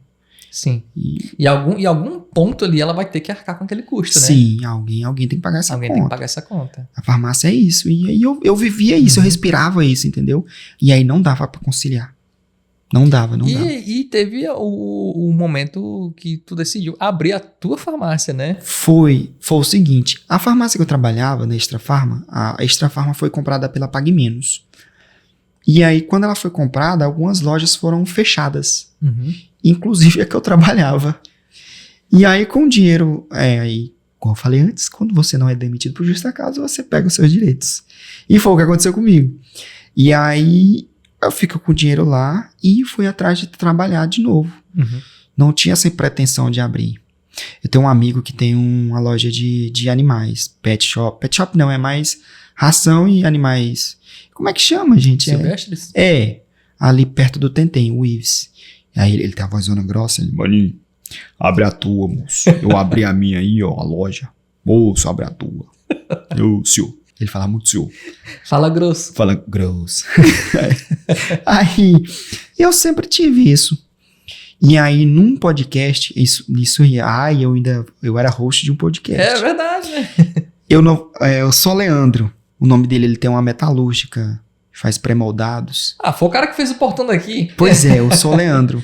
Cara, o podcast que eu entrevistei ele, eu junto com o Diego Sobrinho, foi o que virou a minha chave de querer abrir a farmácia. E isso eu tava trabalhando numa farmácia de manipulação aqui, porque eu queria trocar de ramo. Quando eu saí da farmácia, falei, não, eu vou procurar outro ramo na farmácia para eu trabalhar. O laboratório, o hospitalar, eu tentei muito hospitalar e representação comercial. Mas não consegui. Aí eu consegui apareceu essa oportunidade na farmácia de manipulação. Não gostei também. Mas eu tava trabalhando lá. E aí ele falou, não, cara, aí a gente começou pequenininho, eu me endividei, mas honrei os compromissos. Eu falei, rapaz, eu vou fazer isso. O discurso dele foi muito inspirador. Acho que se pesquisar aqui no YouTube, vocês vão achar a entrevista do Só Leandro. O nome dele é Só Leandro mesmo. S.O. Leandro. E aí eu falei, cara, eu amadureci a ideia, planejei, levei tudo pro computador, fiz planilha do que precisava comprar, de estoque, tudo, de dinheiro que eu ia precisar, de espaço. E aí falei com meu pai o que ele achava, e falei com a minha esposa o que ela achava. E aí ela não falou muita coisa assim, mas ficou meio assim, porque é muito difícil você sair de uma coisa que é garantida, né? Sim. Que vai cair ali todo mês para um negócio que não é garantido. Eu entendo o medo. E eu também tava morrendo de medo. É um risco, né?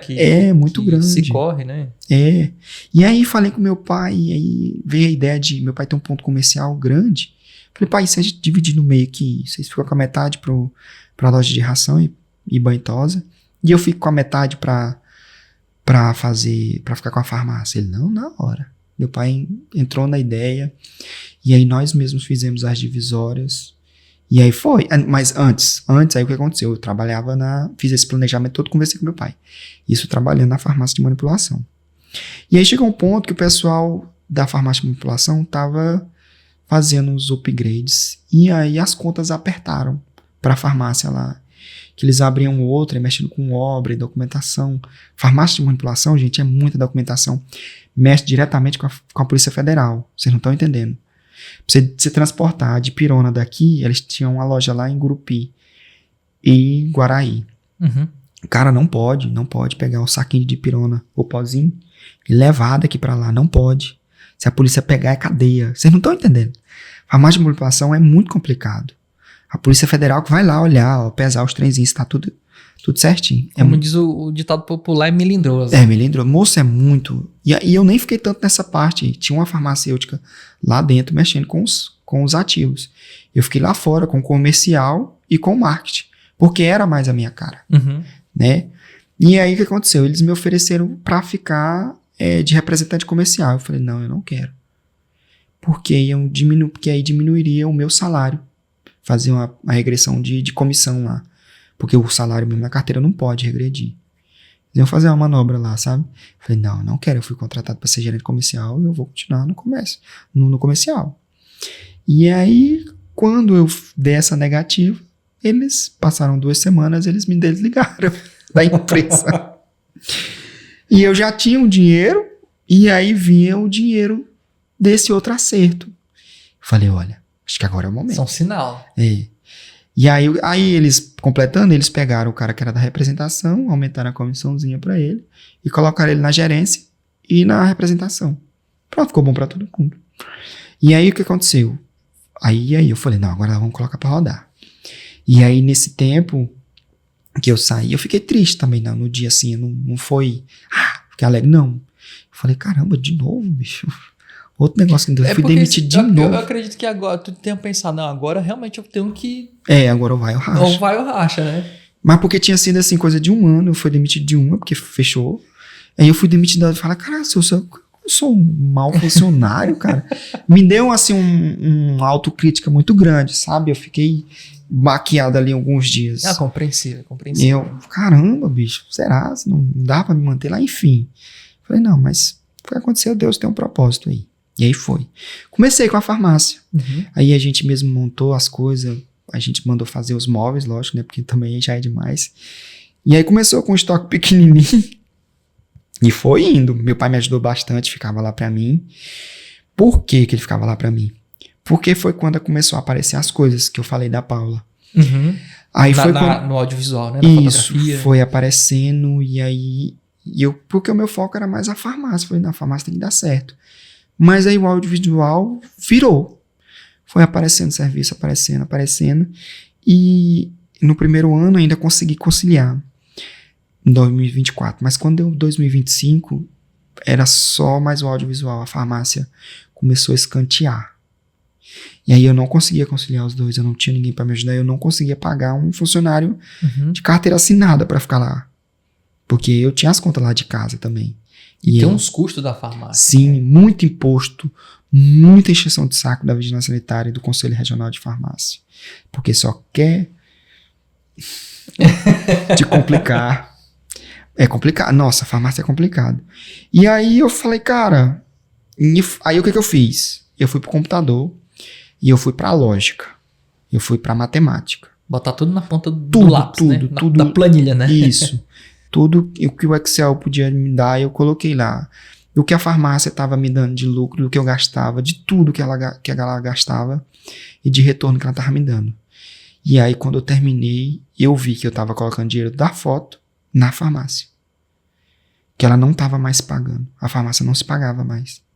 Porque eu não ficava mais lá. E um detalhe, né? Não sei, de repente tenha pensado ali no momento, mas falando agora... Você viu que o que era uma paixão virou a minha tua renda principal, né? Sim. Quando eu parei de olhar assim, eu olhei o todo, eu falei, a farmácia não é a minha renda agora. O que me dá, que sustenta lá em casa é a fotografia. E aí, uma coisa que eu pensei assim, não é que eu desisti da farmácia. Eu decidi focar na fotografia. Eu decidi focar no que estava me fazendo mais feliz, dando menos dor de cabeça e me deixando mais feliz. Me dava mais felicidade, mais alegria. E acho que na vida, eu acho que é assim. Uhum. Você não precisa desistir das coisas. Às vezes sim, mas se você está com dúvida, foca naquilo que te dá mais retorno. Ou financeiro, ou retorno espiritual, ou retorno de alegria, né? Porque a farmácia estava me dando muita dor de cabeça. Não me dava nem retorno de felicidade, nem financeira. Então não é que eu não fiquei me culpando. Eu desisti da farmácia, não. Eu decidi focar no que está me dando retorno. Foi isso. Aí eu acho que a vida, decisões às vezes são baseadas nisso. Aí só para eu fechar o caixão mesmo ali, de fechar a farmácia, eu cheguei no meu pai e falei, pai, se eu fechar a farmácia, o senhor vai ficar chateado comigo? Porque foi ele que pagou a faculdade pra mim, entendeu? Uhum. Aí eu fiquei com medo dele achar ruim. Porque o meu pai, cara, pra ele pagar a farmácia, né? Pagar a faculdade pra mim. Foi puxado, o bichinho trabalhou. Vendeu pro colégio, viu? Era todo dia 11, vencia o boleto. E todo dia 11, dia 10 ali, ele pegava a pacoteira de dinheiro, porque não tinha Pix na época. Vai lá pagar o boleto da faculdade. Ia lá no computador, imprimia na impressorinha, ia lá pagar. Todo dia 10 ou 11, tava lá o dinheiro. E aí eu morria de medo, eu lembro que eu morria de medo de ficar de período. Justamente por causa disso, porque eu sei o tanto que era difícil dele conseguir. E aí começou com 711, terminou em 1033 a faculdade. E aí ia aumentando, o bichinho sofreu, ó. É por isso que eu falei, não, eu tenho que valorizar o esforço dele. Nunca fiquei em nenhum período, nunca.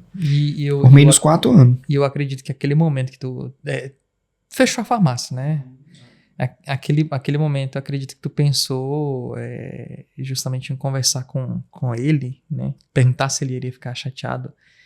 Acho que por uma questão de honrar o que teu pai fez, né? Justo, aham.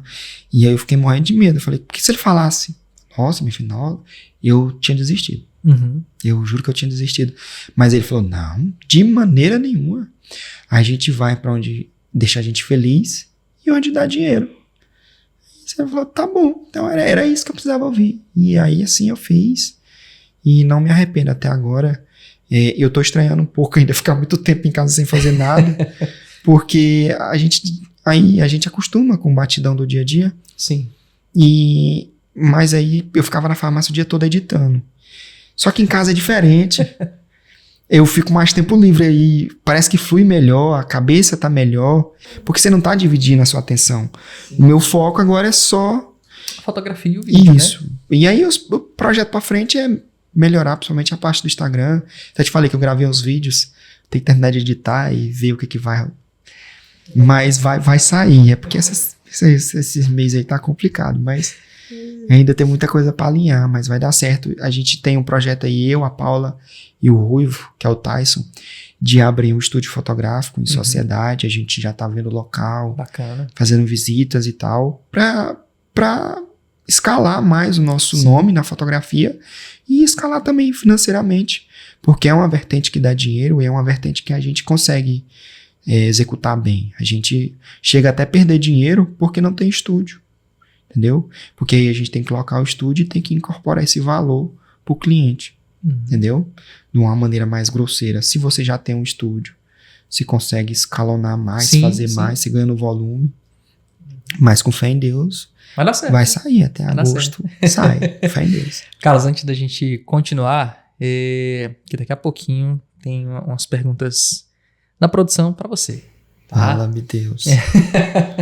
Mas antes da gente continuar, hoje a gente tem aqui um patrocinador que é da área de eventos, né? O Grupo Elegância. Se você vai casar, se você vai, né, fazer sua cerimônia de casamento na igreja, seja católica, evangélica, o Grupo Elegância é uma equipe de música que vai lhe atender, né, tanto na assessoria do repertório, né, desde o primeiro atendimento, te auxiliar na escolha das músicas, te orientar, né, até mesmo com relação a diretrizes de dentro da igreja, o que pode, o que não pode, né, além de oferecer uma música de qualidade, né, seja desde uma voz e violão até formações com violino, trompetes, sax. Então, se você procura uma equipe de qualidade, uma equipe que vá lhe atender de maneira muito assertiva e te entregar um bom atendimento, o Grupo Elegância, tá? É só entrar aqui no QR Code para acessar o Instagram, conhecer o trabalho, tá? E falar comigo, tá bom? Só procurar a gente lá. Carlos, a gente vai agora entrar nas perguntas da produção. Vamos dizer assim, você quer uma água ou um café, então? Tem café, fica à vontade. Acho que eu tô com medo de não dormir. Vai, tio. E assim, são perguntas um pouco mais técnicas, né, com relação à tua história, à tua carreira, mas fique super à vontade para responder. Não precisa se preocupar com formalidades. Sim. Tá? Ixi, mano. Não fala fica à vontade não, porque senão eu fico demais. Tem muita coisa aqui nas perguntas que no decorrer da conversa, naturalmente, você já pontuou, né? Mas tem uma aqui que é bem legal, bem interessante, porque assim, o Carlos, além de ter todo esse trabalho por trás da câmera, né, tem um trabalho que ele faz à frente da câmera. Sim. Né? Quer ser garoto propaganda. E a pergunta é justamente voltada para esse ponto. Como é fazer o papel, né, de garoto propaganda e estar na frente das câmeras interpretando, quando na maior parte do tempo você está atrás dela dirigindo o vídeo, a fotografia? Como é que é essa experiência para ti? Cara, eu gosto demais. Eu acho que até equipara. Quando eu tô gravando atrás da câmera, eu tipo assim, eu exercito mais a minha parte artística, o meu olhar, entendeu? E quando eu tô lá na frente, não. O pessoal passa o brief, passa o texto e a gente vai fazendo. Eu gosto porque você pode ser várias pessoas, você pode ter várias vertentes e eu não sei, eu gosto. E outra coisa, não precisa editar o vídeo, porque tem alguém pra editar. Mas o mais legal é isso, é você conseguir falar bem, as pessoas te entender e depois você receber o feedback e o pessoal fala, Carlos, foi muito bom, foi muito legal, aí eu te vi em tal vídeo. Eu acho que a parte mais legal é isso, é o feedback de quando o vídeo foi legal. E geralmente o vídeo sempre sai legal, não lembro de cabeça aqui nenhum, só o da música, que eu não canto nada. Mas aí é que tá. É porque assim, a galera não sabe, a gente teve a oportunidade de recriar um comercial da Honda, acho que de 94, esse comercial, onde o personagem, ele simplesmente começava a cantar uma música, né, batendo no corpo. Eu acordei, né, peguei o meu pijama e voltei pra cama. Esse comercial é da Honda, se eu não me engano ele é de 94. E aí eu lancei a ideia, né, tanto pra Revimar, e mandei pro Carlos, vamos recriar esse comercial. Eu não aguento um boro, que eu boro. E aí, assim, eu acredito que foi um desafio pra ti, né? Porque você falou, cara, eu não danço. Eu não canto, não danço, assim. E eu lembro que foi assim, foi um trabalho que a gente passou aqui a tarde inteira, até, de fato, engrenar o personagem mesmo, né? Porque não é só uma musiquinha, tem uma performance, né, por trás do personagem. Tem, aham. Mas essa relação com as câmeras começou gravando vídeo de humor, né? Mas na 8ª série, eu lembro fácil aqui, na 8ª série, eu dei uma entrevista pro Jota, do J Info, ele era repórter na época, teve um negócio da escola. Como eu era o que mais falava na sala, e aí o pessoal colocava eu dei uma entrevista na 8ª série. Na faculdade, quando a gente fazia ação da faculdade para falar, tinha eu e o Maicon, que hoje é o presidente do CRF, que ele era jornalista, ele era radialista. Na época da faculdade ele já era radialista. E eu era o outro que conversava, então era eu ou ele, pra falar lá na frente do negócio da faculdade, era eu ou ele. Então eu sempre tive essa relação de falar demais. E olha só que curioso, parece que tu lê as perguntas aqui. Não. É um pouco mais voltado pro teu lado da comédia, né? E a pergunta é justamente, o teu lado, né, do humor, veio da infância, né? Como você descreveria teu perfil na infância? Tímido, tagarela, o palhaço da turma? Não. Infância, principalmente quando eu até a 7ª série, eu era muito tímido, muito retraído. Eu tenho até uma professora, a professora Carla. Ela me deu aula no ensino fundamental lá no Goiás. E ela me mandou um direct uma vez falando. Ela começou a me seguir por causa dos vídeos. Chegou até lá na minha cidadezinha, né? E aí ela falava, Carlos, quem imaginava aquele menino retraído ia virar uma pessoa que grava vídeo pra internet? Eu falei, pois é, professora. Pois é. E aí tamo aí. Mas não veio da infância. O meu avô paterno, ele é muito piadista, de contar anedota e tal. Uhum. Eu tenho um tio que é muito bem-humorado, e aí também tem essa veia.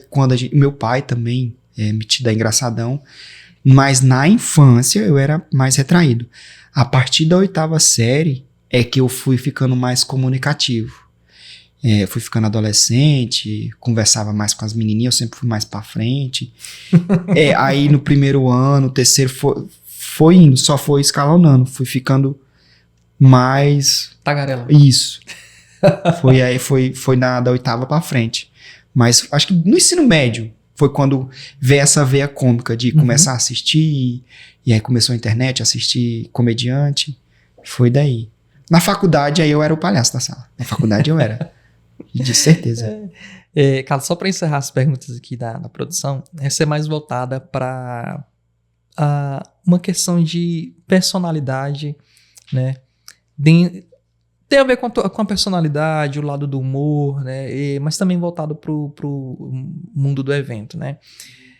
Grande parte dos eventos, né, que você registra não aceita erro de jeito nenhum, né? Porque também não tem como você pedir para a noiva voltar. Não, entrei de novo, não, né? Permite erro, né? Não permite erro, né? E aí o foco da pergunta, como é que você lida com a pressão psicológica de registrar o dia a dia mais importante, né, na vida de alguém, como por exemplo um casamento? O teu lado, né, do humor, ele ajuda a passar por esses momentos com mais leveza? Com certeza. Com certeza. Para mim, quando tem uma situação de pressão, em vez de sair pela tangente ou fugir do assunto ou fugir daquela situação, eu acho muito mais fácil tratar ela com bom humor e aí enquanto você tá ali se equilibrando e tentar resolver o problema com humor. Por quê? Porque a noiva não tem que se preocupar, o noivo, com os problemas que estão acontecendo. Igual você falou, a lâmpada queimou, ela não... não precisa saber que a lâmpada queimou, precisa se preocupar que a lâmpada queimou. Aí de ter jogo de cintura e falar, não, a lâmpada queimou não, a gente vai trazer um LED aí, iluminar, você vai aparecer uma estrela de tanto que você vai brilhar. E é isso, ó, é o time, você joga uma piadinha ali, e não só ficar na piada, você realmente resolver. Sim. Mas, de fato, pra mim, pelo menos pra mim, o humor ajuda. Primeiro, porque não deixa a situação tensa. Porque quando você tá tenso, você tende a fazer mais coisa errada, ou fazer coisas que não seriam o certo para aquela situação. Quando você trata com mais humor, com mais leveza. Aquela situação, não precisa nem ser engraçado. Só com leveza, você consegue olhar o todo melhor e procurar a situação para aquilo. Eu, pelo menos, então, eu tento, no meu dia a dia de profissional, tratar com mais leveza as situações. E é muito bacana ouvir isso aí, e isso me lembra, na época que eu trabalhava de fato com eventos filmando, né? Eu sou da época antiga, esse aqui é mais novo. Eu lembro que eu prestei serviço para uma empresa fotográfica aqui da cidade e a gente estava na semana de formatura, naquele modelo, né? E eu que organizava a caminhonete, o carro, para a gente poder viajar.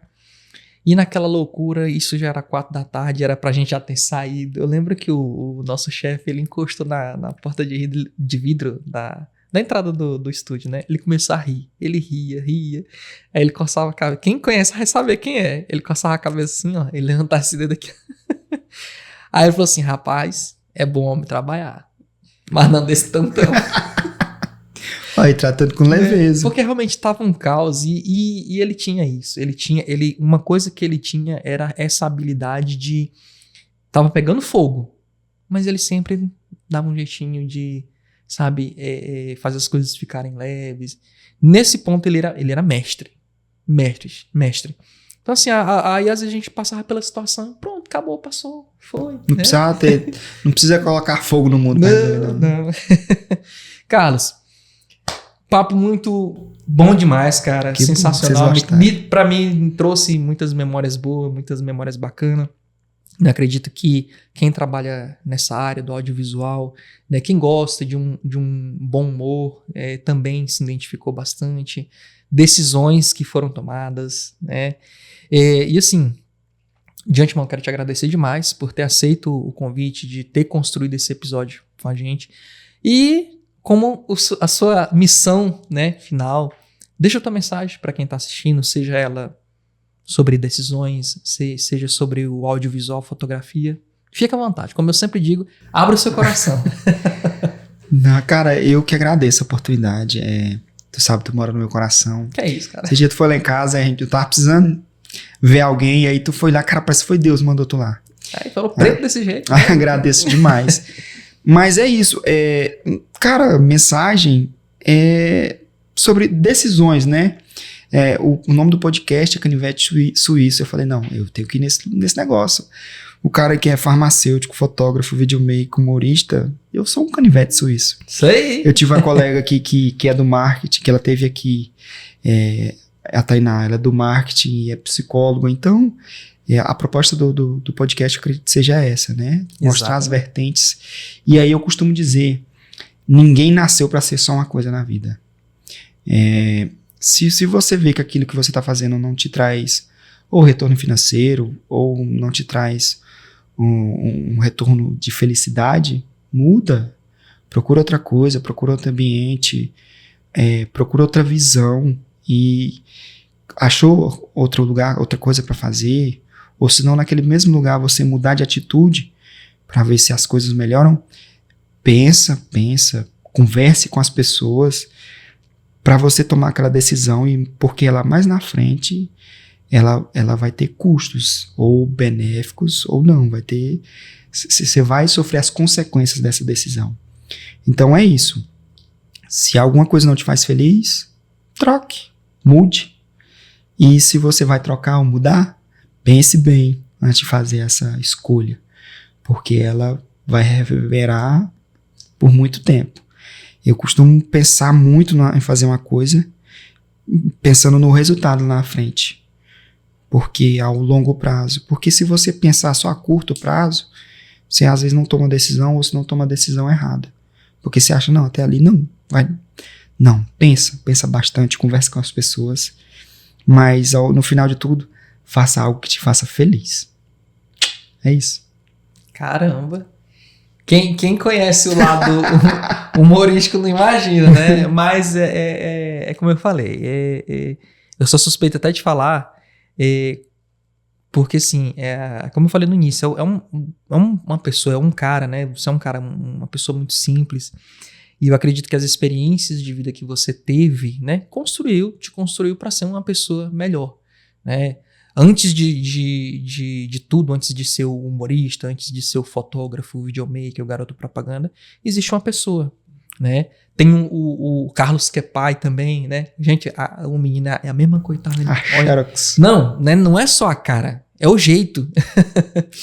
Certo? Então acredito muito nisso, que tudo que você viveu, tudo que você decidiu, né, te construiu e vai te construir para uma pessoa melhor. Vai me moldando e construindo, exatamente. Carlos, mais uma vez, brigadão, tá? Foi um prazer, uma alegria ter você aqui com a gente, certo? E para você que ainda não se inscreveu, não ativou o sininho, olha, viu? Ative o sininho, se inscreva para não perder nenhum episódio. Por aqui, naquela poltrona, com certeza vai passar muita gente bacana, muita gente com história bacana, muita sabedoria, muita alegria, né? Muito bom humor. Fiquem na paz, fiquem todos com Deus. Esse é o Canivete Suíço. Histórias que inspiram, faz bem, faz a gente rir, tá? Então, até a próxima. Valeu! Valeu, turma!